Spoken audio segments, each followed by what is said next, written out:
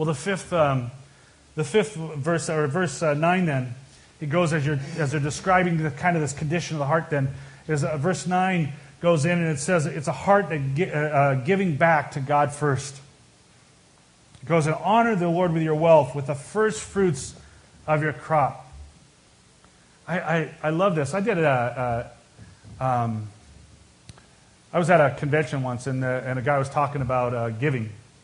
And so he did a little exercise where he said, okay, everybody take out the coins in your pocket. And for the next minute, I want you to try to give your money away. I tell you, money was flowing. I mean, it was, every time you turn around, someone was giving you more money. It's like, oh, man, I got to give it to someone else. It was just flowing. And then he said, okay, the next minute, try to collect as much money as you can. Nothing was going on. Because, who's going to give me any money? I don't want to give them my money. I just, the joy of that experience of just the freedom to give away and give and give and give and know that, you know what, God is going to give it back. And, another saying is that you can never outgive God, that as much as I give it away, it keeps coming back. And there's just a joy that happens in that. And that's this description here that's really happening of a heart that is giving back to God first. It's just recognizing this, that God is the one who is the giver to us.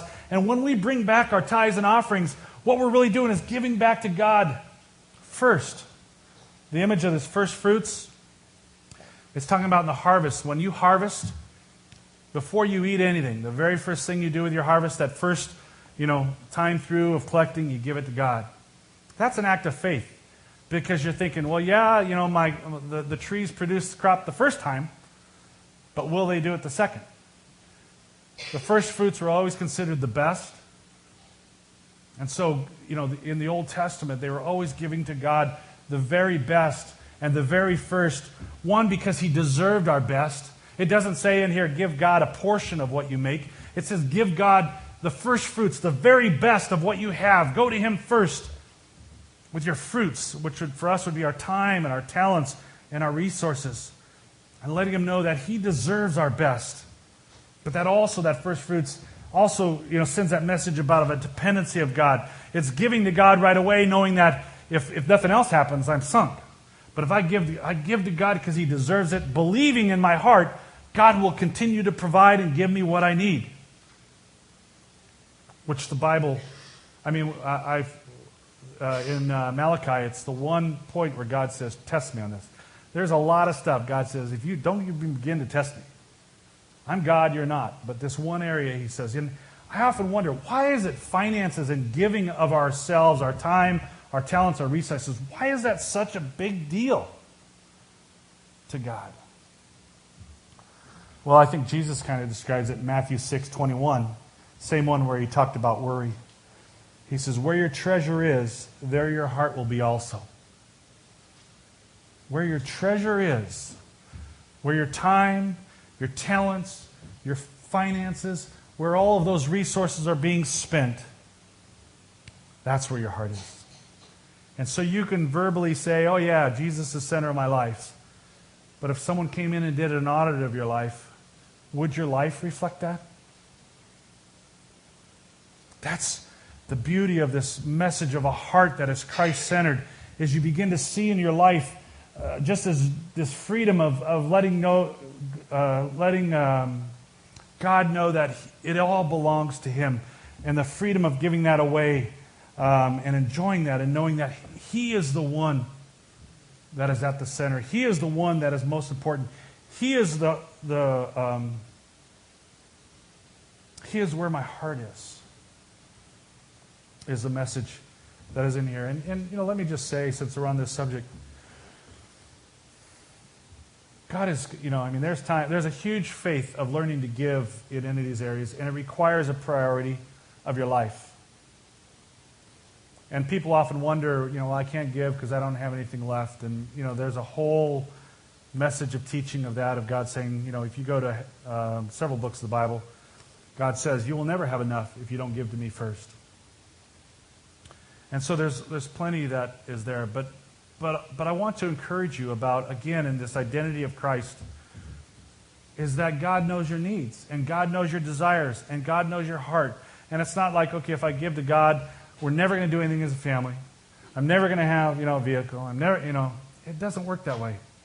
God knows, and He'll bless you far beyond what you can imagine when you show that faith in Him. And that's the beauty of a Christ-centered life, is you just totally trust God to provide, and you let go. What a freeing experience that can be. Well, maybe you noticed that throughout this thing I kind of left out the whole aspirations, if you will, or the whole response to all these heart parts. The passages, each one of them, kind of give us a consequence or an aspiration that exists. If you go through it, verse 2, it talks about, when you're grounded, or you keep grounded in God's truth, it says it prolongs your life many years, brings you prosperity. When you're gripped by love and faithfulness, in verse 4 it says, then you'll win favor and good name in the sight of man and God and men. In verse 5, when you're guided by out of trust for the Lord, it says, in all your ways acknowledge Him. It says, He will set your path straight. In verse 7, when you're talking about guarding yourself against sin, it says in verse 8, this will bring health to your body, nourishment to your bones. 9, when you're talking about the first fruits and giving to God, back to God, it says in 10, then your barns will be filled with overflowing, and your vats will brim over with new wine. And you look at that and you're thinking, if you look through that list, you're realizing, wow, these are the same ambitions I've been trying to do it on my own.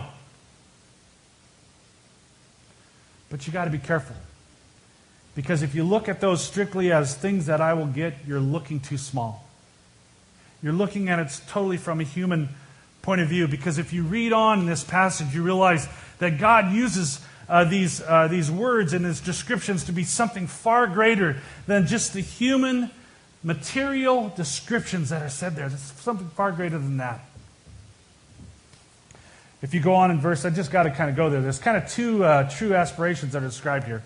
In verses 13 through 20, it describes this idea of wisdom that comes out of this. Let me just read a little bit of it. In verse 13, blessed is the man who finds wisdom, after what we talked about there. And then it says, for man, he gains understanding. And then look at this when you think of material things. For she, being wisdom, is more profitable than silver and yields better return than gold. It's more precious than rubies.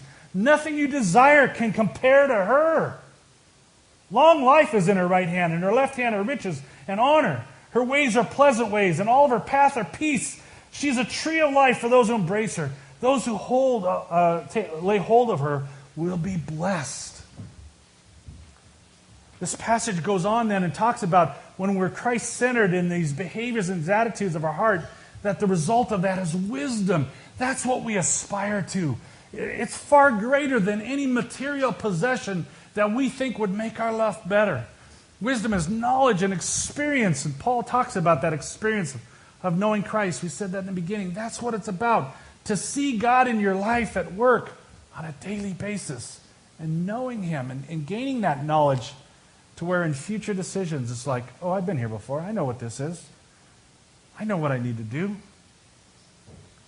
Wisdom is the ability to hear God in a whisper instead of a loud voice.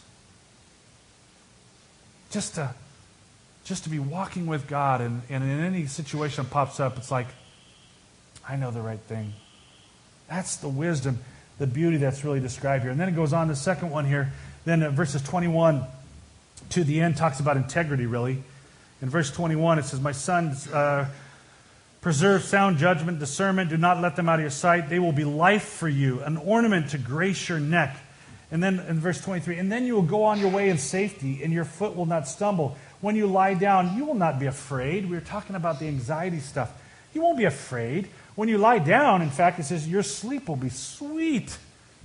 Have no fear of sudden disaster or of ruin that overtakes the wicked, for the Lord will be your confidence and will keep your foot from being snared.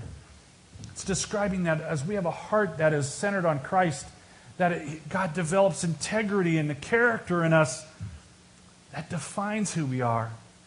That's the contentment Paul talks about when he's talking about being transformed by God into the likeness of Christ.